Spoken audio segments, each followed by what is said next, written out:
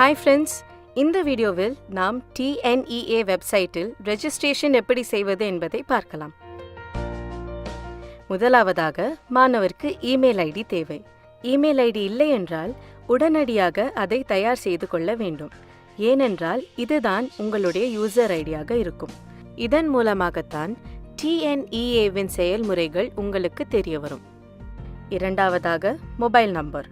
உங்களுடையது அல்லது உங்களுடைய பெற்றோர்களுடைய நம்பரை பதிவு செய்யலாம். SMS வருவதற்கும் ரெஜிஸ்ட்ரேஷன் OTP வருவதற்கும் இந்த பதிவு முக்கியமானது. மூன்றாவதாக ரெஜிஸ்ட்ரேஷன் ஃபீ பேமெண்ட். ஆன்லைன் அல்லது DD மூலமாக TFC சென்டருக்கு சென்று பணம் செலுத்தலாம். OC, BC, BCM, MBC மற்றும் TNC கம்யூனிட்டியில் உள்ளவர்களுக்கு 500 ரூபாயும், SC, SCA, ST கம்யூனிட்டியில் உள்ளவர்களுக்கு 250 ரூபாயும் ரெஜிஸ்ட்ரேஷன் கட்டணமாக வசூலிக்கப்படுகிறது.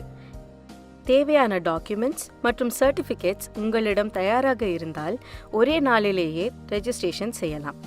எப்படி ரெஜிஸ்ட்ரேஷன் செய்வது என்று இப்பொழுது நாம் பார்ப்போம். முதலாவது உங்கள் ப்ரௌசரை ஓப்பன் பண்ணி TNEAonline.org என்ற வெப்சைட்டுக்குள்ளே நீங்கள் நுழையணும். அதுக்குள்ளே பார்த்தீங்கன்னா உங்களுடைய TNEA வெப்சைட்டோட ஹோம் பேஜ் இருக்கும். அதில் கீழே பார்த்தீங்கன்னா click here for BE BTech registration அப்படின்ற லிங்க் இருக்கும். அதை நீங்கள் கிளிக் பண்ணிங்கன்னா அது உங்களுடைய ரெஜிஸ்ட்ரேஷன் பேஜுக்கு கொண்டு போகும். அதில் பார்த்தீங்கன்னா முதலாவது உங்களுடைய பெயரை கேட்கும். அதுக்கு அடுத்தது உங்களுடைய மொபைல் ஃபோன். ஸோ மாணவர்களுடைய மொபைல் ஃபோனை நாம் இங்கே கொடுக்கலாம். அடுத்தது பார்த்தீங்கன்னா உங்களுடைய மின்னஞ்சல் முகவரி, உங்களுடைய இமெயிலை நீங்கள் டைப் பண்ணணும். உங்கள் இமெயில் தான் உங்களுடைய யூசர் நேம், அதனால் இரண்டாவது முறையும் அதை நீங்கள் டைப் பண்ண வேண்டியது இருக்கும். அதுக்கு அடுத்தது பார்த்தீங்கன்னா உங்களுடைய டேட் ஆஃப் பர்த் கேட்கும். ஸோ நீங்கள் பிறந்த தேதியை அதில் செலக்ட் பண்ணணும். அதுக்கடுத்து 2 கேள்விகள் இருக்கிறது. நீங்கள் +1 தேர்ச்சி பெற்றிருக்கிறீர்களா அப்படின்ற கேள்வி இருக்கிறது. ஸோ அதற்கு ஆம் இல்லை என்ற பதில் கொடுக்கணும். +2 என்ன கல்வியின் கீழே படிச்சிங்கன்றதை நீங்கள் தேர்வு செய்யணும். ஒருவேளை ஸ்டேட் போர்டாக இருக்கலாம், இல்லை CBSEயாக இருக்கலாம், இல்லை ICSE, இல்லைன்னா அதர்ஸாக இருக்கலாம். ஸோ அதை நீங்கள் தெரிந்து கொள்ளணும். அதுக்கப்புறம் உங்களுடைய பாஸ்வேர்ட் நீங்கள் க்ரியேட் பண்ணணும். ஸோ பாஸ்வேர்டுக்கு பார்த்தீங்கன்னா ஒரு ஆல்ஃபபெட், ஒரு ஸ்பெஷல் கேரக்டர், ஒரு நம்பர் கட்டாயம் இருக்கணும். மினிமம் 6 கேரக்டர்ஸ் இருக்கணும். இதை வச்சு நீங்கள் உங்களுடைய பாஸ்வேர்டை க்ரியேட் பண்ணணும். அதை க்ரியேட் பண்ணிட்டீங்கன்னா அடுத்து கன்ஃபார்ம் பாஸ்வேர்ட் கொடுத்து சேவ் கொடுத்தீங்கன்னா எல்லா டீட்டெயில்ஸும் கரெக்டாக எழுதியிருக்கிறீங்களான்னு கேட்கும். அது எழுதியிருந்தீங்கன்னா நீங்கள் எஸ் கொடுத்தீங்கன்னா அடுத்த பேஜுக்கு போகும். ஒருவேளை எதையாவது மாற்ற வேண்டும் அப்படின்னு நினச்சிங்கன்னா எல்லா தகவல்களும் சரியாக இருக்கும் பட்சத்தில் எஸ் கொடுத்தீங்கன்னா உங்களுடைய ஃபோன் நம்பர் மற்றும் இமெயிலுக்கு ஒரு 6 இலக்க OTP வந்திருக்கும். அதை நீங்கள் என்டர் பண்ணி சப்மிட் கொடுத்தீங்கன்னா ரெஜிஸ்ட்ரேஷன் கம்ப்ளீட் ஆகி லாகின் பேஜுக்கு வரும். அதில் ரெஜிஸ்ட்ரேஷன் அப்போ கொடுத்த யூசர் நேம் பாஸ்வேர்ட் கொடுத்து லாகின் கொடுத்தீங்கன்னா உங்களுடைய ஹோம் பேஜுக்கு வரும். இதில் தான் உங்களுடைய டீட்டெயில்ஸை நீங்கள் என்டர் பண்ணணும்.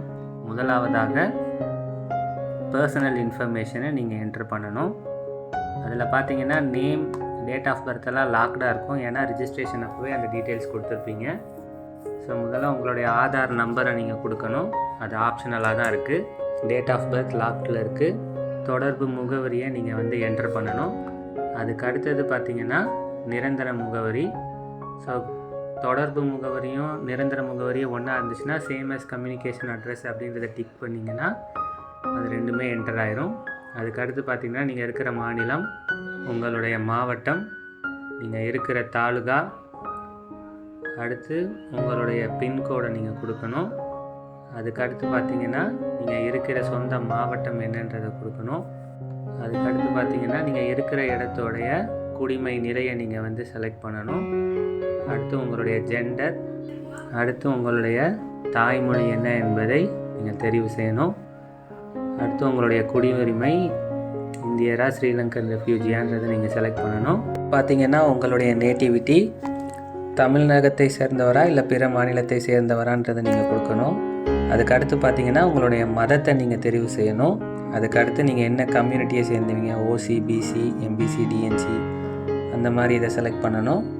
அதுக்கு அடுத்தது பார்த்தீங்கன்னா உங்களுடைய கேஸ்ட் என்னன்றதை நீங்கள் தெரிவு செய்யணும். அதை தொடர்ந்து உங்களுடைய ஜாதி சான்றிதழ் எண்ணை நீங்கள் ஃபில் பண்ணணும். உங்களுடைய தந்தையின் பெயர் மற்றும் தாயின் பெயரை வந்து இன்புட்டாக கொடுக்கணும்.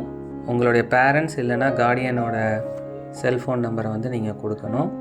ஸோ எல்லாத்தையும் கொடுத்துட்டிங்கன்னா சரியாக இருக்கும் பட்சத்தில் சேவ் அண்ட் கண்டினியூன்னு கொடுத்தீங்கன்னா அடுத்த தகவலுக்கான பக்கத்துக்கு போகும். அது என்னென்னா சிறப்பு ஒதுக்கீடு தகவல். ஒருவேளை நீங்கள் ஸ்போர்ட்ஸில் சிறந்த விளையாடுறவங்களாக இருந்தீங்கன்னா அதுக்கான இடஒதுக்கீடின் படி நீங்கள் அப்ளை பண்ணுறதுக்கு முயற்சி பண்ணலாம். அதே மாதிரி முன்னாள் இராணுவ வீரர் உடைய பிள்ளைங்களாக இருந்தீங்கன்னா அதுக்கான ஸ்பெஷல் ரிசர்வேஷன் படி கேட்கணுன்னா கொடுக்கலாம். அதே போல் டிஃப்ரெண்ட்லி ஏபிளாக இருந்தீங்கன்னா அதுக்கானதை கொடுக்கலாம். ஸோ டிஃப்ரெண்ட்லி ஏபிள் கொடுத்தீங்கன்னா அதுக்கான டீட்டெயில்ஸ் வந்து கேட்கும். கடைசியாக பார்த்தீங்கன்னா டிஎஃப்சி சென்டர் கேட்கும். ஸோ தமிழகத்தில் உள்ள சேவை மையங்களில் நீங்கள் எங்கே வேணுமோ அதை நீங்கள் வந்து செலக்ட் பண்ணிக்கலாம். ஒருவேளை நீங்கள் வந்து ஸ்போர்ட்ஸ் கோட்டாவில் செலக்ட் பண்ணுறீங்கன்னா டிஃபால்ட்டாகவே உங்களுக்கு சென்னையில் உள்ள கல்லூரியில் தான் உங்களுக்கு சான்றிதழ் சரிபார்ப்பு நடக்கும். ஸோ எல்லா இன்ஃபர்மேஷன் கொடுத்துட்டிங்கன்னா நீங்கள் சேவ் அண்ட் கண்டினியூன்னு அடுத்த பக்கத்துக்கு போகலாம். ஸோ அடுத்த பக்கம் பார்த்தீங்கன்னா ஸ்காலர்ஷிப் இன்ஃபர்மேஷன். ஸோ உதவித்தொகை சம்பந்தமாக சில கேள்விகள் கேட்பாங்க. முதலாவது உங்கள் பெற்றோரின் தொழில் என்ன என்றதை நீங்கள் செலக்ட் பண்ணணும். அதுக்கடுத்து ஆண்டு வருமானத்தை நீங்கள் செலக்ட் பண்ணணும். உங்கள் குடும்பத்தில் நீங்கள் தான் முதல் பட்டதாரியா அப்படின்றத நீங்கள் வந்து சொல்லணும். அடுத்து போஸ்ட் மெட்ரிக் ஸ்காலர்ஷிப் வேணுமா அப்படின்ற நீங்கள் தகவலை கொடுக்கலாம். அடுத்தது உங்களுக்கு கல்வி கடன் பெற வேண்டுமா என்ற கேள்வி இருக்கிறது. சேவ் அண்ட் கண்டினியூன்னு கொடுத்தீங்கன்னா அடுத்ததாக உங்கள் பயின்ற பள்ளியை பற்றின தகவல் கேட்பாங்க. அரசு பள்ளியா அல்லது ப்ரைவேட் பள்ளியான்ற மாதிரி இருக்கும். அதை நீங்கள் செலக்ட் பண்ணணும். அதுக்கு அடுத்து பார்த்தீங்கன்னா பள்ளி இருப்பிடத்தின் குடிமை நிலையை நீங்கள் வந்து செலக்ட் பண்ணணும். அதுக்கு அடுத்து பார்த்தீங்கன்னா 8ஆவதுலேருந்து 12ஆவது தமிழ்நாட்டில் படிச்சிருக்கிறீர்களான்னு கேட்கும். ஸோ 8ஆவதுலேருந்து 12ஆவது வரைக்கும் தமிழ்நாட்டில் படிச்சிருந்தீங்கன்னா நீங்கள் நேட்டிவிட்டி சர்டிஃபிகேட் ப்ரொடியூஸ் பண்ணணுன்ற அவசியம் இல்லை. அதற்காக இந்த கேள்வி கேட்டிருக்காங்க. அதுக்கு அடுத்தது 6லிருந்து 8 வரை ஆர்டிஇ மூலம் ப்ரைவேட் ஸ்கூலில் படிச்சிருக்கிறீங்களா, 9லிருந்து 12 வரைக்கும் அரசு பள்ளியில் பயின்றுள்ளீர்களான்ற கேள்வி கேட்குறாங்க. அதுக்கு அடுத்து பார்த்தீங்கன்னா நீங்கள் 6லிருந்து 12 வரைக்கும் அரசு பள்ளியில் படிச்சிருக்கிறீங்களான்ற ஒரு கேள்வியை கேட்குறாங்க.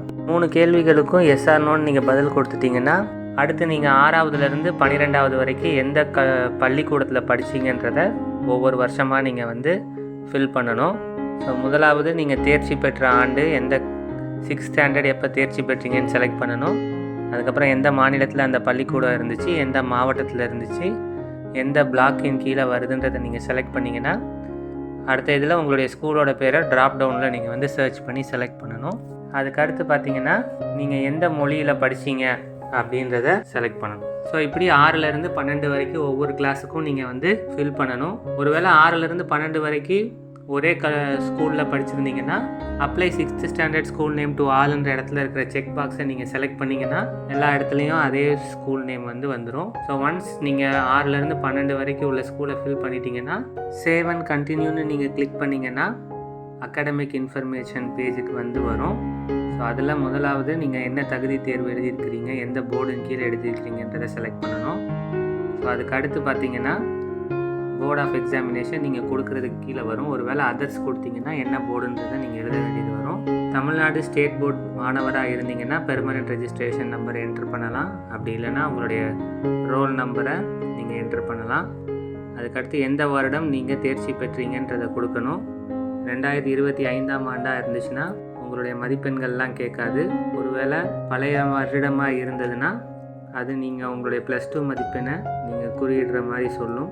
தேர்ச்சி பெற்ற ஆண்டுக்கு அடுத்து நீங்கள் என்ன பாடப்பிரிவு +2ல் எடுத்துருக்கிறீங்கன்றதை செலக்ட் பண்ணணும்.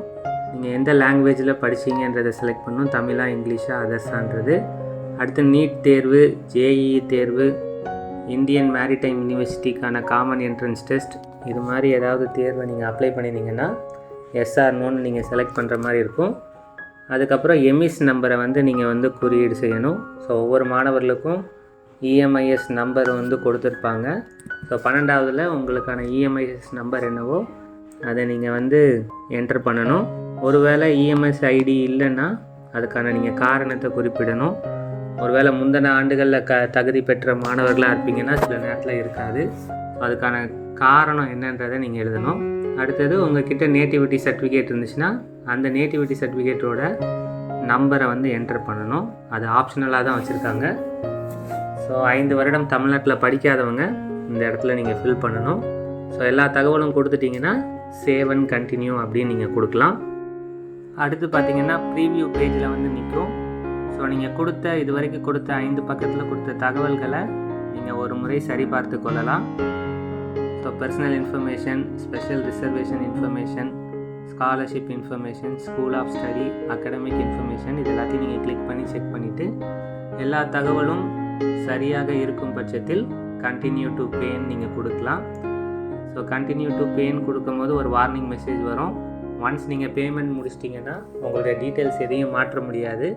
ஸோ அதனால் இந்த ப்ரீவியூ பேஜில் உங்களுடைய தகவல்கள் சரியாக இருக்குதான்னு நீங்கள் செக் பண்ணிவிட்டு ஒருவேளை தவறு இருந்துச்சுன்னா பேக் பட்டன் கிளிக் பண்ணி நீங்கள் அந்த தகவலை போய் மாற்றிக்கொள்ளலாம். ஸோ எல்லாம் சரியாக இருக்கும் பட்சத்தில் கண்டினியூ டு பேன்னு கொடுத்தீங்கன்னா பேமெண்ட் கேட்வேக்கு போகும். ஸோ உங்களுக்கு பார்த்தீங்கன்னா 4 பேமெண்ட் கேட்வே இருக்குது. Canara bank, Indian bank, Indian Overseas bank, HDFC bank என்று. ஸோ உங்களுடைய கம்யூனிட்டிக்கு ஏற்ற மாதிரி ரெஜிஸ்ட்ரேஷன் ஃபீஸ் மாறும். ஸோ எந்த பேமெண்ட் கேட்வேன்றதை நீங்கள் செலக்ட் பண்ணிவிட்டு பேன்னு கொடுத்தீங்கன்னா அந்த கேட்வேயில் உள்ள பேமெண்ட் சைட்டுக்கு போகும். ஸோ அதில் நீங்கள் எதன்படி பேமெண்ட் பண்ணுறீங்க, டெபிட் கார்டா, கிரெடிட் கார்டா, நெட் பேங்கிங், UPI, ஸ்கேன், இப்படி எதுலனாலும் நீங்கள் கொடுத்து நீங்கள் பே பண்ணிக்கலாம். ஸோ ஒன்ஸ் பேமெண்ட் ஆயிடுச்சுன்னா உங்களுக்கு வந்து பேமெண்ட் சக்ஸஸ்ஃபுல்லுன்ற பேஜ் வரும். ஸோ அந்த பேஜ் சக்ஸஸ்ஃபுல் ஆயிடுச்சுன்னா உங்கள் TNEA வெப்சைட்டில் நீங்கள் லாகின் பண்ணி பார்க்கும்போது ஜென்ரேட் ரிப்போர்ட் அப்படின்ற ஆப்ஷன் வந்து எனேபிள் ஆகிருக்கும். ஸோ அதில் டவுன்லோட் நவ் அப்படின்ற பட்டன் இருக்கும். அதை நீங்கள் கிளிக் பண்ணிங்கன்னா உங்களுடைய அப்ளிகேஷன் ஃபார்ம் டவுன்லோட் ஆகும். ஸோ அதில் நீங்கள் உங்கள் டீட்டெயில்ஸை நீங்கள் செக் பண்ணிக்கலாம். ஸோ இதுதான் உங்களுடைய ரெஜிஸ்ட்ரேஷன் ப்ராசஸ். ரெஜிஸ்ட்ரேஷனின் அடுத்த கட்டமாக ஒரிஜினல் சர்டிஃபிகேட்ஸை அப்லோட் செய்ய வேண்டும். அது எவ்வாறு செய்ய வேண்டும் என்பதை அடுத்து வரும் வீடியோவில் பார்க்கலாம். தேங்க்யூ.